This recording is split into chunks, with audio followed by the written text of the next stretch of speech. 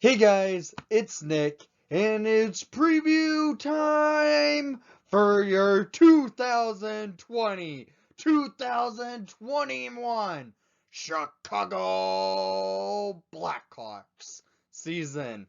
And yes, this season gets started in the year 2021, and it's almost here. Basically 4 days away. Who's ready for some Chicago Blackhawks hockey? I know I am. It's been a while, since August, for some playoff hockey.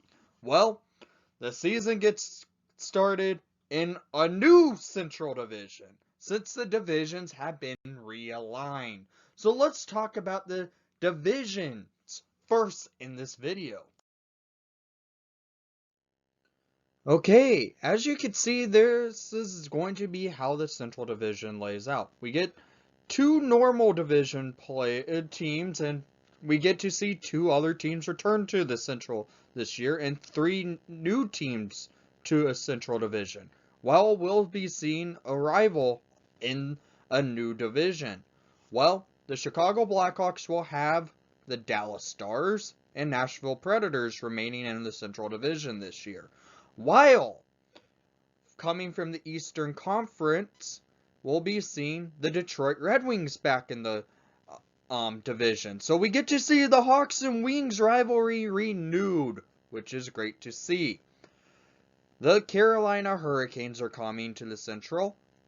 The Tampa Bay Lightning will also be in the Central Division. So the defending Stanley Cup champions are in the division with the defending Western Conference champions and Dallas Stars. So that could be a setup for a rivalry right there, just because of the fact they both met in the Stanley Cup final just last season.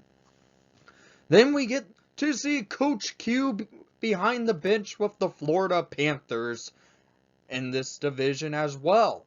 And another team that used to be in the Central Division that moved to the Eastern Conference with Detroit, the Columbus Blue Jackets as well, returned to the Central Division. So we'll be seeing an interesting lineup for the division, since we'll not be playing out of the division this season. So meaning the Hawks would not be playing arch rival St. Louis Blues at all this year. So this is how the divisions will look. I made sure to keep the main teams from the same division together, meaning the Hawks, Dallas, and Nashville together, because they were all in the normal Central Division. This year's Central Division, we see 5 other teams come in, and they're from the Eastern Conference, and they're all from the Atlantic, and one's from the Metro, being Columbus.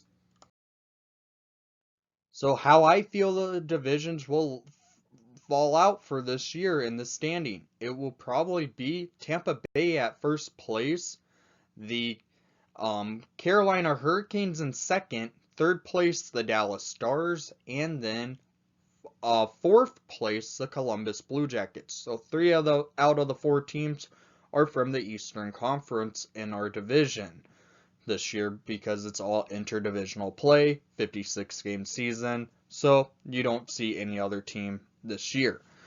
So then you follow up the standings by, I would say, Nashville 5th, Florida 6th, the Hawks probably 7th, and the Detroit Red Wings at 8th place. Yeah, I don't think the Hawks have that team to probably make it to the Stanley Cup because of the injuries they have occurred at the beginning of the year. Detroit, they also were one of the worst teams last year, so I honestly still think they probably are the worst team in this division. This is interesting because the Hawks also lost their goaltending.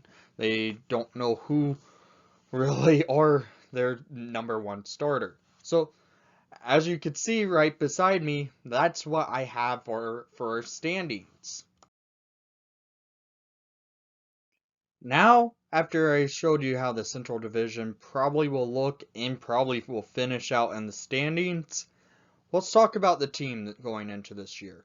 The Hawks, yes, they're in a rebuild. They admitted it in the offseason. And, well, right now, since there is taxi squad, there will be 3 goalies. And, well, they are all battling for the #1 position to hold as the starting netminder of your Chicago Blackhawks. That is goaltenders number 60, Colin Delia, number 30, Malcolm Subban, and number 32, Kevin Lankinen. This is an interesting combination. They're all young, all unproven as starters. We've seen Delia the past couple of years. We only seen Subban with the Hawks for an exhibition game, really, for half a game, and the return to play. Kevin Lankinen, he's been in Rockford the last couple of seasons and playing well with the Rockford IceHogs. He also led Team Finland to a World Championship not that long ago, about 2 summers ago. So they all are unproven as a starter in the NHL. We'll see who manages to come out on top to be the #1 goalie of your Chicago Blackhawks. I expect really the Hawks will just run it as every other night there's a different goalie in net until they find the right guy and play him well. And now let's get into the defense. It's an interesting one as the fact the Hawks managed acquiring defenseman from Colorado, Nikita Zadorov, who's a solid defenseman, heavy hitter, and, well, that brings some grit to the blue line. Then we also have number 51, one of the top prospects flourishing in this year's camp, and that is Ian Mitchell. Mitchell being the captain of Denver University the last year, and then playing for Denver U since being drafted by the Chicago Blackhawks in 2017, has been flourishing into being one of our top defensive prospects, which, well, that's pretty good to have. Then you have second-year defenseman number 27, Adam Boqvist.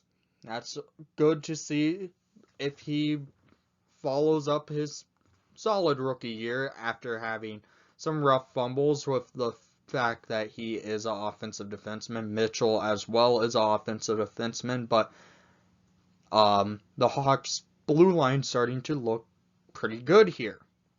You have Duncan Keith, you have Connor Murphy, you have Calvin DeHaan, and that leads one other defenseman, number 7, Brent Seabrook. Will Seabrook be the rotating defenseman, being the 7th man in the lineup? I hope not. I have a lot of respect to Seabrook, what he did with the Chicago Blackhawks in his entire career. He's one of the best players in team history, by the sheer fact he was on the blue line for the 3 Stanley Cups, and, well, he was a great defenseman. He has had 2 surgeries in the past year, and, well, he could return, but he hasn't shown up to training camp because he was deemed unfit to play. Then we get to the forwards. This is an interesting one.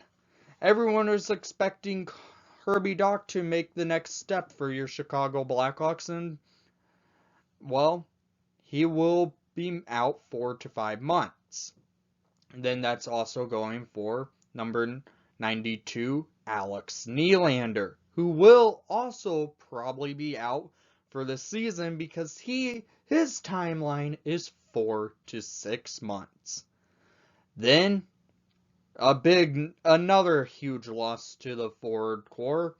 It's your captain, number 19, Jonathan Toews. He'll be out indefinitely. So, right there, that's 3 forwards out of the lineup. And, well, that's going to really lead to line combos getting mixed up from the past season. So expect at your number 1 center spot to start the season, number 17, Dylan Strome. Probably going to center Alex DeBrincat and probably Patrick Kane on the first line. I would expect that line to start for the Chicago Blackhawks. Then you have a interesting one coming up. Philip Kurashev, another solid young forward prospect.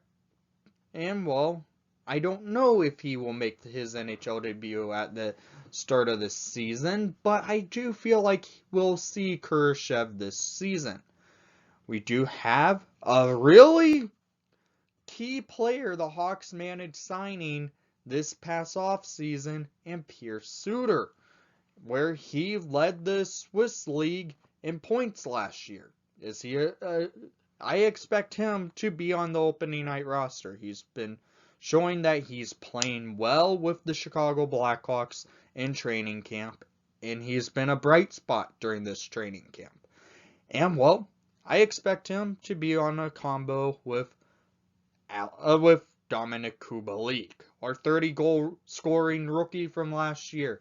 Kubalik primarily was with center number 19 Jonathan Toews last year, and on his other wing was Brandon Saad. So Saad was traded for Nikita Zadorov, and so the Hawks are going to have to figure out where to put Kubalik, because that's a 30-goal scorer right there. He's an elite goal scorer, and, well, you need to get that line working for Kub. This year is an interesting year. I'm not going to go through every key player this season on the forward, because there's so many players trying to fit in. This season is an interesting season already because it's a 56-game season. We're playing the division only, and we're playing every team 8 times this year. So, I want to see what your thoughts are going into this upcoming season.